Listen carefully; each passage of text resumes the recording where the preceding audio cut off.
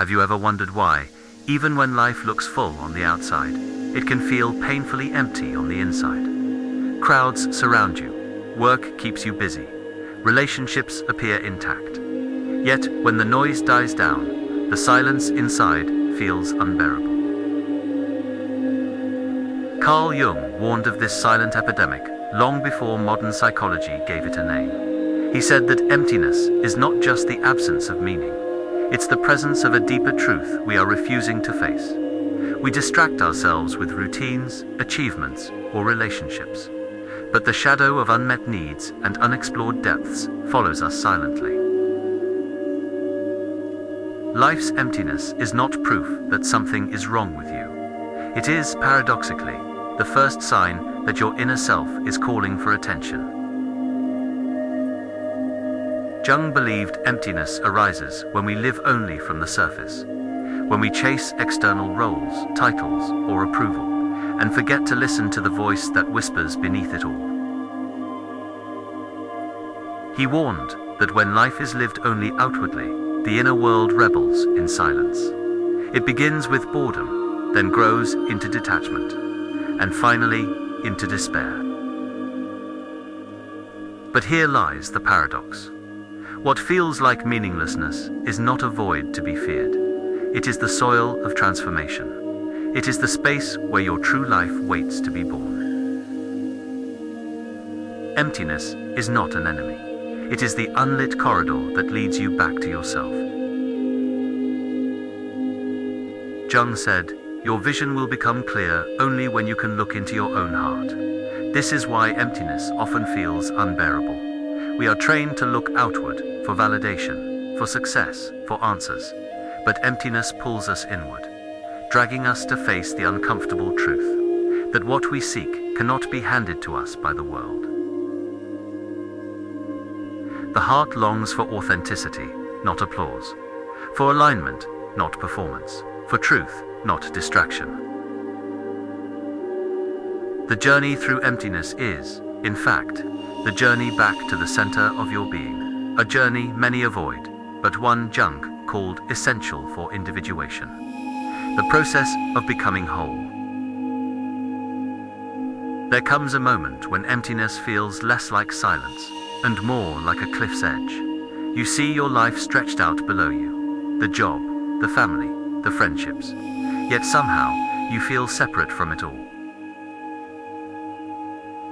Jung warned that this distance is not an accident. It is the psyche's way of showing you that the outer world alone cannot sustain you. We spend years building an identity out of what others expect. But deep down, another voice whispers, "This isn't enough. You were meant for more." Emptiness is the invitation to step beyond the surface.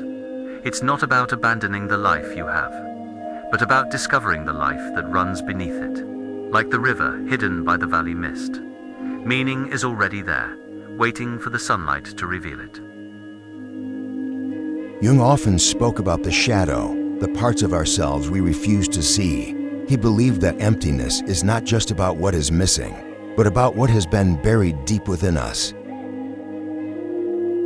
The hobbies we abandoned because they didn't pay the bills, the feelings we ignored because they were inconvenient, the dreams we shut away because the world told us they were unrealistic.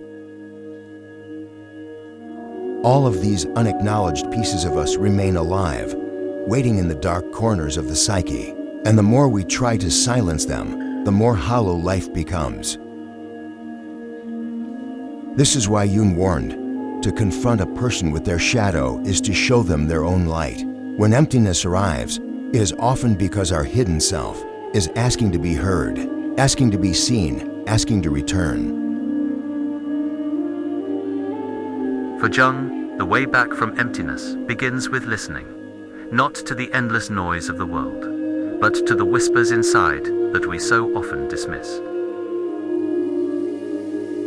This is why practices like journaling, dream analysis, and quiet reflection were central to his work. He knew that meaning does not fall into your lap like a gift from outside. It must be drawn out from the depths of your own being. Each time you sit with your thoughts, you give shape to what has been invisible. Each time you record a dream, you allow the unconscious to speak its language of symbols. Emptiness begins to soften when we treat it not as an enemy to escape, but as a guide pointing us inward. The journal becomes not a book of words, but a mirror where the soul slowly recognizes itself. Jung believed that reflection was not passive, but an act of courage. To sit in stillness is to face what rush and distraction keep away. It is here, by the still waters of the mind, that the unconscious begins to reveal its patterns. The restless thoughts, the recurring dreams, the subtle longings that surface when silence is allowed to speak. Each reflection is a message. Each pause is a doorway. Emptiness feels unbearable only when we resist it, when we dare to lean into it. We discover that the void is not hollow at all, but filled with echoes of our forgotten self. Like the lake that mirrors both the sky and the mountain, your inner world mirrors the totality of who you are, what you see and what you deny. And in this reflection, the path to meaning begins to clear. Jung often reminded us that emptiness cannot be filled by consuming more. Not more possessions, not more recognition, not even more knowledge. He saw knowledge as valuable, but only when it becomes alive through experience and reflection. Otherwise, it gathers dust like books unread, and the heart remains unfed. Emptiness pushes us to go beyond collecting ideas, and instead embody the truths that transform us. The wisdom of the psyche is not found in piling shelves higher, but in turning inward and asking, which of these truths do I dare to live? Meaning emerges not when we know more, but when what we already know finally shapes how we act, how we love, and how we choose. Jung described the path of meaning as a solitary journey, not because we must walk without others, but because no one else can walk our path for us. Emptiness, he taught, is the desert of the soul, a place where distractions lose their power, and the truth of who we are begins to surface. At first, it feels barren. Every step echoes with doubt. But as we walk, we begin to see faint signs of life, small oases of clarity, glimpses of purpose, the quiet recognition that we are not as lost as we feared. Every footprint in the sand is a choice. Each step forward is proof that emptiness does not paralyze you. It refines you, and when the desert has been crossed, you no longer fear silence. You know it as the place where your true voice was born. Emptiness, Jung believed, is not the end of the story. It is the invitation to climb, to rise from the valley of distraction, toward the higher ground of self-understanding. The climb is not easy. It asks us to shed the unnecessary, the masks we wear to be liked, the roles we play to be accepted, the burdens we carry that were never ours.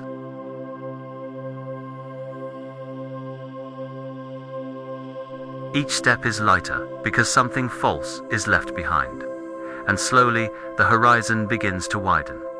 What once felt meaningless becomes part of a larger pattern, a story we are only just beginning to see.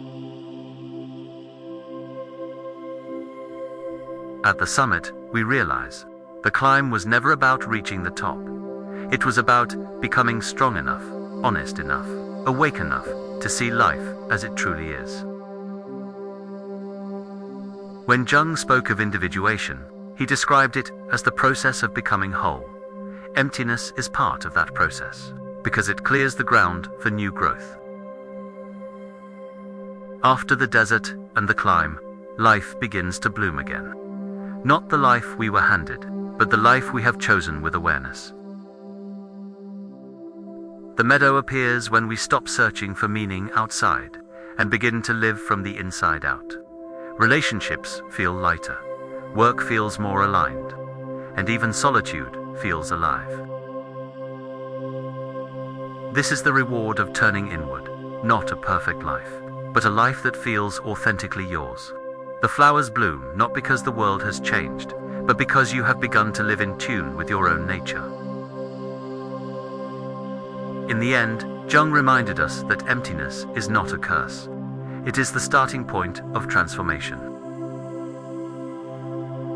It strips away what no longer serves us. It humbles the ego, and it points us back to the truth we had overlooked, that the search for meaning always begins within. Emptiness leads us to the valley, to the desert, to the climb, and finally, to the meadow of wholeness. And when we emerge, we carry with us not just answers, but a deeper capacity to live with presence, to love with honesty, and to walk our path without fear. The journey is never finished. It circles, it deepens, it unfolds with time. But each time you face emptiness, remember, it is not the end. It is the call to begin again, more aware, more awake, more alive.